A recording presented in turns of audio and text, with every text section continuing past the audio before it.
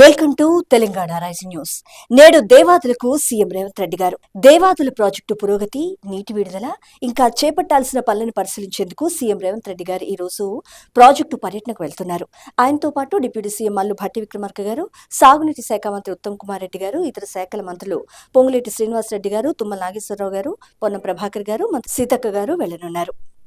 భూసేకరణ తదితర అంశాలపై అక్కడే వారు సమీక్షించనున్నారు. ఇక్కడ వరకు ముఖ్యమైన అంశం చూసినాం.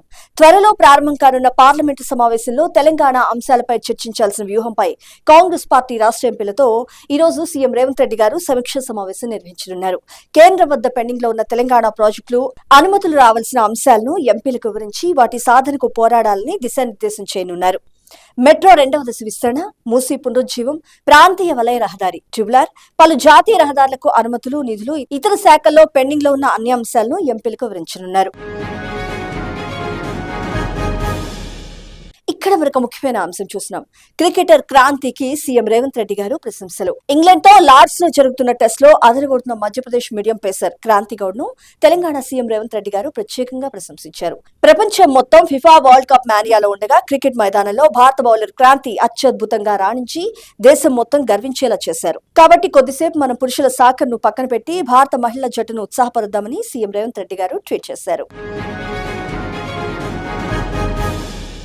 ఇక్కడ వరకు ముఖ్యమైన అంశం చూసినాం. నేడు ఆల్బెండజోల్ పంపిణీ రాజ్భవన్ స్కూల్లో ప్రారంభించనున్న రాష్ట్ర వైద్య ఆరోగ్య శాఖ మంత్రి దామోదర్ రాజనసింహ గారు పిల్లల్లో నులి పురుగులను నివారించేందుకు నేడు రాష్ట్ర వ్యాప్తంగా ఆల్బెండజోల్ టాబ్లెట్లు పంపిణీ చేయడానికి ఆరోగ్య శాఖ సమాయత్తమైంది. హైదరాబాద్ లోని రాజ్భవన్ ప్రభుత్వ పాఠశాలలో ప్రారంభించనున్న ఈ కార్యక్రమంలో విద్యాశాఖ, మహిళా శిశు సంక్షేమ శాఖల సమన్వయంతో పాటు ఆరోగ్య శాఖ ఈ కార్యక్రమాన్ని నిర్వహిస్తోంది. రాష్ట్ర వ్యాప్తంగా 1 నుంచి 19 ఏళ్ల మధ్య వయసున్న 96,81,855 మంది చిన్నారులు, విద్యార్థులకు ఈ ఆల్బెండజోల్ మాత్రలను వేయనున్నారు. ప్రభుత్వ, ప్రైవేటు పాఠశాలలు, జూనియర్ కాలేజీలు, అంగన్వాడీ కేంద్రాల్లో నేడు ఒకే రోజు ఈ కార్యక్రమాన్ని నిర్వహిస్తారు. ఇక్కడ వరకు ముఖ్యమైన అంశం చూసినాం. మాకు 117 సీట్లు పక్కా అంటూ ఆర్ఎండ్బీ శాఖ మంత్రి కోమటిరెడ్డి వెంకటరెడ్డి గారు పేర్కొన్నారు. బీఆర్ఎస్ పేరును మార్చడమే ఆ పార్టీ పతనానికి కారణమైందంటూ వారు విమర్శించారు. 10 ఏళ్ల పాలనలో రాష్ట్రాన్ని నాడు అప్పుల ఊబిలోకి నెట్టారని దుయ్యబట్టారు. నార్కట్పల్లి మునుగోడు రహదారిపై 76 కోట్లతో నిర్మించిన రైల్వే అండర్ బ్రిడ్జ్ శంకుస్థాపన కార్యక్రమంలో పాల్గొన్న వారు 2029 ఎన్నికల నాటికి అసెంబ్లీ స్థానాల సంఖ్య 183కు పెరుగుతుందని, అందులో కాంగ్రెస్ పార్టీ 117 సీట్లు గెలిచి మరొకసారి అధికారంలోకి వస్తుందంటూ ఆశాభావం వ్యక్తం చేశారు. ఇక్కడ వరకు ముఖ్యమైన అంశం చూసినాం. ఎలనీనోపై నేడు మంత్రి తుమ్మల నాగేశ్వరరావు గారు సమీక్షా సమావేశం నిర్వహించనున్నారు. ఎలనీనో ప్రభావంతో వచ్చే వర్షాభావ పరిస్థితులను ఎదుర్కొనేందుకు అధికారులను సమాయత్తం చేయనున్నారు.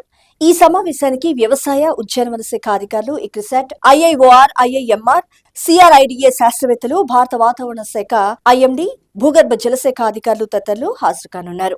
ఎలనీనో పరిస్థితులను దృష్టిలో పెట్టుకుని ప్రభుత్వం సిద్ధం చేసిన 3 దశల కాంటిజెన్సీ ప్రణాళికపై మంత్రి గారు చర్చించి తుది నిర్ణయం తీసుకోనున్నారు.